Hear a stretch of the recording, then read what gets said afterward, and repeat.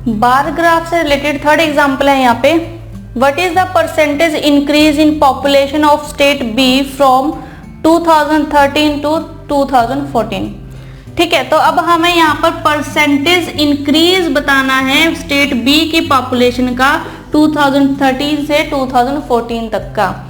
ठीक है, तो अब हमें यहाँ पर 2013 में स्टेट बी की पॉपुलेशन पता है और 2014 में भी स्टेट बी की पॉपुलेशन यहाँ पर हमें पता है। तो हम परसेंटेज चेंज या परसेंटेज इंक्रीज कैसे फाइंड आउट करते हैं? परसेंटेज इंक्रीज या परसेंटेज चेंज, ठीक है, ये होता है final value minus initial value divide by initial value into 100। ठीक है, तो फाइनल वैल्यू यहाँ पर 2014 की, 2014 में कितनी है बी की? 55। ठीक है, माइनस इनिशियल वैल्यू 2013 की, 2013 की वैल्यू कितनी है? -50 डिवाइड बाय 50 इंटू 100। ठीक है, तो 55 माइनस 50 यानी कि 5/50 इंटू 100, 1/10। 1/10 कितना होता है? 10%।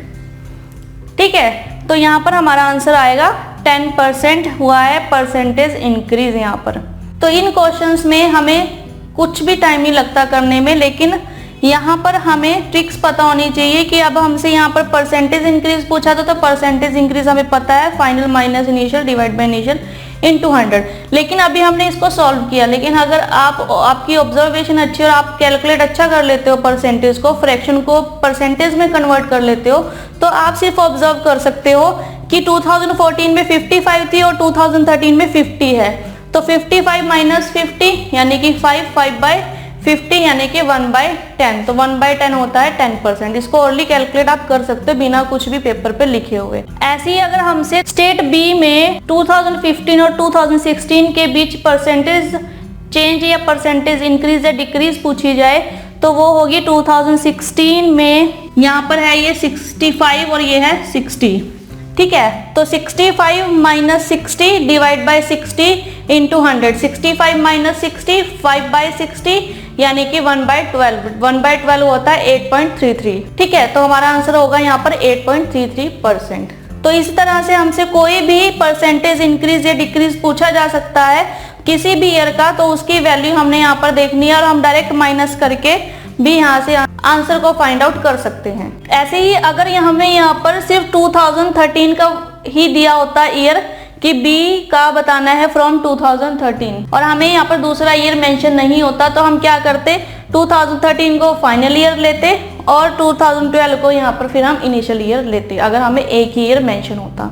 ठीक है, और ऐसे ही अगर हमें ऑल ओवर द ईयर पूछा जाए, तो ऑल ओवर द ईयर में 2011 यहाँ पर इनिशियल ईयर है और 2017 यहाँ पर फाइनल ईयर है। तो 2017 में जो भी स्टेट का अगर बी ए का पूछा जाता तो ए का डेटा, और अगर बी का पूछा जाता तो बी का डेटा, माइनस 2011 में भी ए का पूछा जाता तो ए का डेटा, बी का पूछा जाता तो बी का डेटा।